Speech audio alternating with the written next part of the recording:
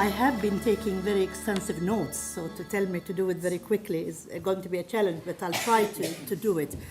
And I've taken notes throughout the morning as well to just think about how do we move. Well, first of all, I think it has been an experience of deep reflection and vivid interaction. And I think it was characterized a great deal by mutual respect and a real desire to learn and to share, which is enriched by experiences from the ground. So it's the moral plus the practical coming together in these sessions. There were also, though, I could sense and I could get some loud as well as whispered expressions of the religious leaders' role and responsibility, the moral responsibility which they cannot abdicate. They feel that they need to provide moral ideals and spiritual empowerment, and at the same time provide compassion and love as basic imperatives of faith. Yet they also need to understand how they can use their power, as was said today, to bring about change, to challenge the economic and social systems that also fuel vulnerabilities. There is agreement that people living with HIV and high-risk groups need the support of religious leaders that emerges from the faith itself.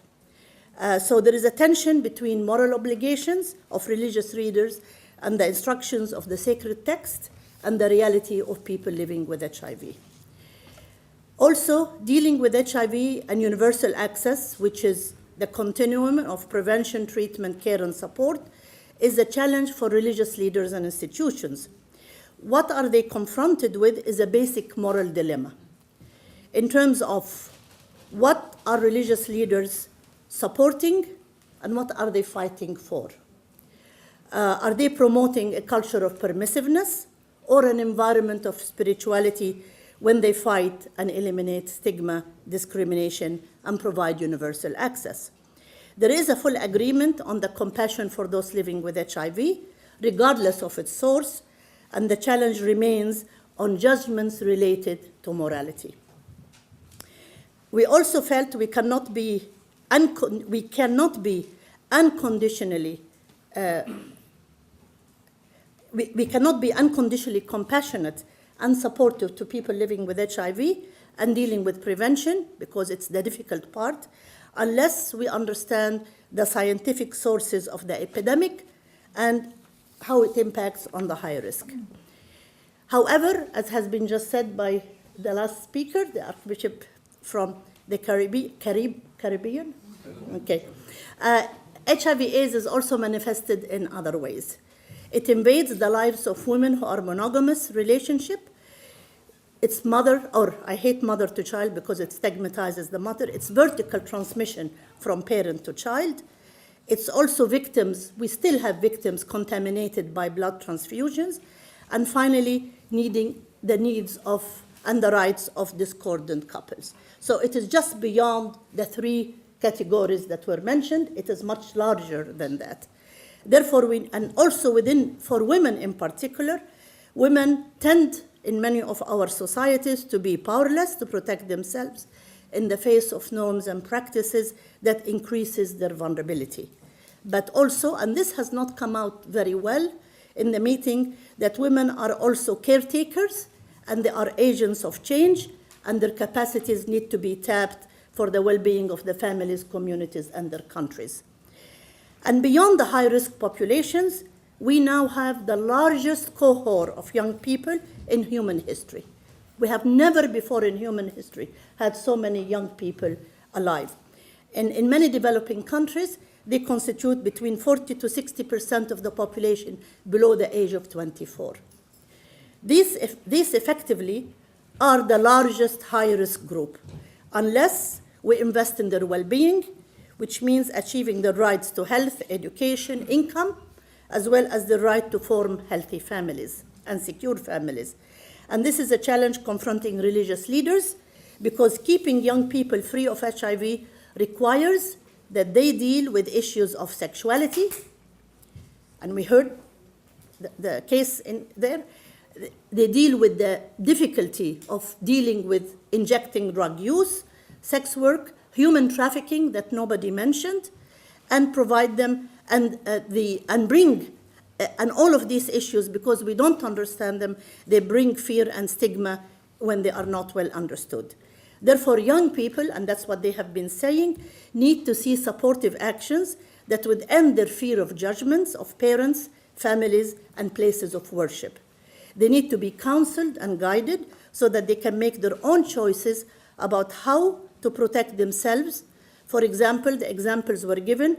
If they choose abstinence or if they choose condoms, it's their choice, and we need to support them as they move in that direction.